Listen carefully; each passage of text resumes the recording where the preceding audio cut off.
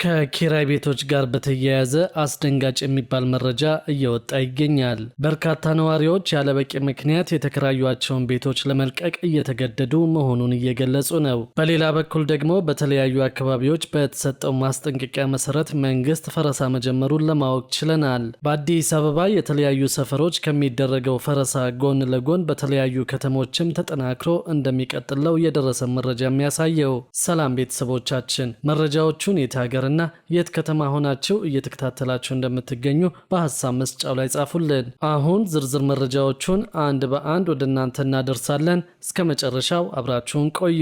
በተለያዩ አካባቢዎች በተሰጠው ማስጠንቀቂያ መሰረት መንግስት ፈረሳ መጀመሩን ለማወቅ ችለናል። በአዲስ አበባ የተለያዩ ሰፈሮች ከሚደረገው ፈረሳ ጎን ለጎን በተለያዩ ከተሞችም ተጠናክሮ እንደሚቀጥለው የደረሰን መረጃ የሚያሳየው የውስጥ ለውስጥ መንገዶችን በማጠር ለተለያዩ አገልግሎት ባዋሉ አካላት ላይ ህጋዊ እርምጃ እንደሚወስድ የአዲስ አበባ ከተማ መንገዶች ባለስልጣን ማስታወቁ የሚታወስ ነው። በዚህ መሰረት በአዲስ አበባ ከተማ በተለያዩ አካባቢዎች መንገድ ዘግተው የሚገኙ አጥሮችን በማንሳት የውስጥ ለውስጥ መተላለፊያ መንገዶችን የማስከፈት ዘመቻ በዛሬው ዕለት ተጀምረዋል። በዚህም መሰረት በቃሊቲ ገብርኤል ቤተክርስቲያን ጀርባ በአጥር ተዘግተው የነበሩ የውስጥ ለውስጥ መንገዶችን በግብረ ኃይል የማንሳት ስራ መጀመሩን ለማወቅ ችለናል። ይህ እርምጃ በከተማዋ ያለውን የትራፊክ ፍሰት ለማሳለጥና የህዝብን የመንቀሳቀስ መብት ለማስከበር ያለመ መሆኑ ተገልጿል። የአዲስ አበባ ከተማ መንገዶች ባለስልጣን ከፍተኛ መዋለ ንዋይ በመመደብ የመንገድ ልማት ስራዎችን በማከናወን ላይ እንደሚገኝ አስታውቀዋል። ነገር ግን በከተማዋ የተለያዩ አካባቢዎች የሚገኙ የውስጥ ለውስጥ መንገዶችን የህብረተሰቡን እንቅስቃሴ ለማስተናገድ ከተገነቡበት ዓላማ ውጭ በማጠርና በመከለል ለግል ጥቅም የሚያውሉ ግለሰቦች በስፋት እየተስተዋለ መሆኑን ባለስልጣን መስሪያ ቤቱ ገልጿል። በዋና መለስተኛ መጋቢና በውስጥ ለውስጥ መንገድ በአስፋልት በኮብልስቶንና በጠጠር የተገነቡ የመንገድ መሰረተ ልማቶች የህብረተሰቡን የዕለት ተዕለት ማህበራዊና ኢኮኖሚያዊ እንቅስቃሴ ለማሳለጥ ቢሰሩም የተወሰኑ የህብረተሰብ ክፍሎች መንገዶችን በአጥር በመዝጋትና በር በመስራት ላይ ይገኛሉ ተብሏል። ይህ ተግባር በአብዛኛው የመንገድ ተጠቃሚ ከማገልገል ይልቅ ለጥቂት የአካባቢ ነዋሪዎች ብቻ አገልግሎት የሚሰጥ በመሆኑ ለትራፊክ እንቅስቃሴ እንቅፋት ከመሆኑን ባሻገር የተደራሽነትና በእኩል ተጠቃሚነት መርህን የሚጻረር ተግባር ነው ሲል ባለስልጣን መስሪያ ቤቱ ባወጣው ማስጠንቀቂያ መግለጹ የሚታወቅ ነው። እነዚህ የውስጥ ለውስጥ መንገዶች ለመጋቢ መንገዶች የትራፊክ እንቅስቃሴን በማስተንፈስ በኩል ያላቸው ሚና ከፍተኛ በመሆኑ የተሰሩ በሮችና አጥሮች በአስቸኳይ እንዲነሱ ባለስልጣን መስሪያ ቤቱ ማሳሰቡን ከአዲስ አበባ ፕሬስ ሴክሬታሪያት ጽህፈት ቤት ያገኘነው መረጃ ያመለክታል። የውስጥ ለውስጥ መንገዶችን ሙሉ በሙሉ ለአገልግሎት ክፍት ባላደረጉ አካላት ላይ ከሚመለከታቸው የደንብ ማስከበርና የፖሊስ አካላት ጋር በመተባበር አስፈላጊውን እርምጃ እንደሚወስድ ባለስልጣን መስሪያ ቤቱ መግለጹም ይታወሳል። በዚህ መሰረት ነው እንግዲህ በአዲስ አበባ ከተማ በተለያዩ አካባቢዎች መንገድ ዘግተው የሚገኙ አጥሮችን በማንሳት የውስጥ ለውስጥ መተላለፊያ መንገዶችን የማስከፈት ዘመቻ መጀመሩን የታወቀው። ይህ የመንገድ ማስከፈት ተግባር በቃሊቲ ገብርኤል ብቻ የሚገታ ሳይሆን በሁሉም የአዲስ አበባ ከተማ ክፍሎች በተመሳሳይ ሁኔታ ተጠናክሮ እንደሚቀጥልም ተመላክቷል። ከአዲስ አበባ ከተማ በተጨማሪ በተለያዩ የአገሪቱ ከተሞችም ተጠናክሮ እንደሚቀጥለው የደረሰ መረጃ የሚያሳየው። ህብረተሰቡም ለመንገድ መከፈት አስፈላጊውን ትብብር እንዲያደርግ መንግስት ጥሪውን አቅርበዋል። በሌላ በኩል ደግሞ ከኪራይ ቤቶች ጋር በተያያዘ አስደንጋጭ የሚባል መረጃ እየወጣ ይገኛል። በርካታ ነዋሪዎች ያለበቂ ምክንያት የተከራዩአቸውን ቤቶች ለመልቀቅ እየተገደዱ መሆኑንና መንግስትም መፍትሄ ያለመስጠቱን እየገለጹ ይገኛሉ። በርካታ ነዋሪዎች ያለበቂ ምክንያት የተከራዩአቸውን ቤቶች ለመልቀቅ እየተገደዱ መሆኑን እየገለጹ ይገኛል። ይህም የተከራዮችን መብትና በከተማዋ ያለውን የመኖሪያ ቤት የኪራይ ዋጋ ጭማሪን በተመለከተ ያላቸውን ስጋት እንዲገልጹ ምክንያት እንደሆናቸው ተናግረዋል። በርካታ ተከራዮች እንደተናገሩት ከሆነ የቤት አከራዮች የኪራይ ስምምነቶች ቢኖራቸውም ቤታቸውን እንዲለቁ እያስገደዷቸው ይገኛሉ።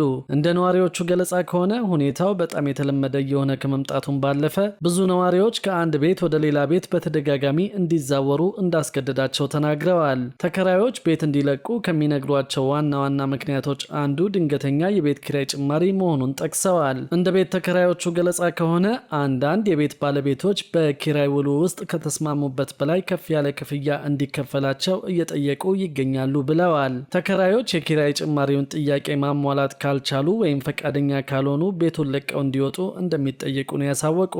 ሌሎች ደግሞ የተከራዩትን ቤት ለዘመዶቻቸው እንደሚሰጥ ወይም አከራዮቹ ራሳቸው ቤቱ ቤቱን ለግላቸው መጠቀም እንደሚፈልጉ እንደተነገራቸው ገልጸዋል። በብዙ አጋጣሚዎች ተከራዮች ከቤቱ እንዲለቁ የሚሰጣቸው ጊዜ በጣም አነስተኛ መሆኑንና ምንም አይነት አማራጭም ሆነ የመዘጋጃ ጊዜ እንዳልተሰጣቸው ተናግረዋል። በዚህ ምክንያትም ተከራዮች ለከፍተኛ ወጪ ከመዳረጋቸውም በላይ ካለው የኑሮ ውድነት ጋር ተዳምሮ ሕይወታቸውን እንዳከበደው አሳውቀዋል። አዲስ የኪራይ ቤት ለማግኘት ካለው ከፍተኛ ችግርን በላይ ለደላላዎች የሚከፈለው ክፍያ፣ ከፍተኛ የሆነው የኪራይ ቤት ዋጋ ለማጓጓዣና ለዕቃ መጫኛና ማውረጃ ተጨማሪ ወጪ እንደሚያስወጣቸውም ገልጸዋል። ተከራዮች የኪራይ ስምምነቶችን ተግባራዊነት እንዲቆጣጠሩና ለተከራዮች የተሻለ ጥበቃ እንዲያደርጉ ለሚመለከታቸው የመንግስት አካላትም ጥሪያቸውን አቅርበዋል። በጉዳዩ ዙሪያ አስተያየታቸውን የሰጡ አንድ አከራይ በበኩላቸው ካለው የኑሮ ሁኔታ አንጻር ያከራዩበት ዋጋ አነስተኛ በመሆኑ ተከራዩ ብር እንዲጨምር ወይም እንዲለቅ እንደጠየቁ አሳውቀዋል።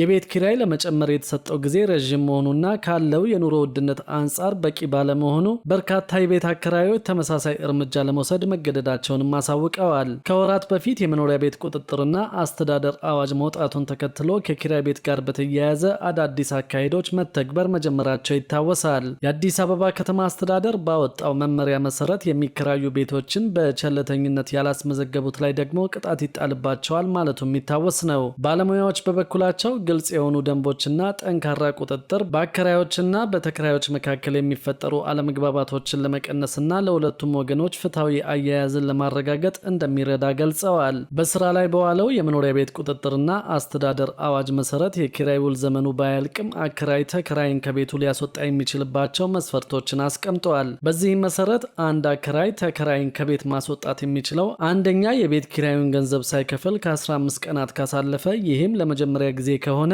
ሁለተኛው ደግሞ ለሁለተኛ ጊዜ የኪራይ ክፍያውን ለ7 ቀናት ካሳለፈ፣ ሶስተኛ ቤቱን ያለ አከራዩ ፈቃድ ከመኖሪያነት ውጪ ወይም ለንግድ ስራ የሚጠቀምበት ከሆነ፣ አራተኛ የአካባቢውን ሰላምና ጸጥታ በተደጋጋሚ የሚያወክ ከሆነ፣ አምስተኛ በቤት ውስጥ የወንጀል ተግባር የሚፈጸም ወይም ቤቱን ለወንጀል መፈጸሚያ የሚጠቀምበት ከሆነ፣ ስድስተኛ አስቦ በቸልተኝነት በቤቱ ላይ ጉልህ ጉዳት ያደረሰ እንደሆነ፣ ሰባተኛውና የመጨረሻው ምክንያት ደግሞ በሌላ ተመሳሳይ ምክንያት ለምሳሌ ተከራይ ቤቱን ለሶስተኛ ወገን መልሶ ካከራየ አከራዩ ተከራዩን ከቤቱ ማስወጣት እንደሚችል ተጠቅሷል። ከዚህ ውጭ የተከራይን ውል ያለማስጠንቀቂያ ማቋረጥና ከቤቱ ማስወጣት እንደማይቻል በአዋጁ ላይ ተቀምጧል። ውል ያልገቡ አከራይና ተከራይ ቅጣት እንደሚጠብቃቸውም ነው በአዋጁ ላይ የሰፈረው። ቅጣቱንም በተመለከተ እስከ 3 ወር ውሉን ያላስመዘገበ አከራይ በተለያየ ደረጃ የሚያከራየውን ቤት የኪራይ ዋጋ ይከፍላል ተብሏል። ከቅጣቱ በተጨማሪም በአስገዳጅ ሁኔታ ወደ ውል እንዲገቡም እንደሚደረግ ነው የተገለጸው። መንግስት በተለያየ ጊዜ የመኖሪያ ቤት ቁጥጥርና አስተዳደር አዋጅ በምን መልኩ እየተተገበረ እንደሚገኝ ቁጥጥር እንደሚያደርግ ማስታወቁ ይታወሳል። ሆኖም ግን ቁጥጥሩ በምን ደረጃ ላይ እንደሚገኝና በተከራይና አከራይ ላይ ስለተወሰደው እርምጃ እስካሁን የተባለ ነገር የለም።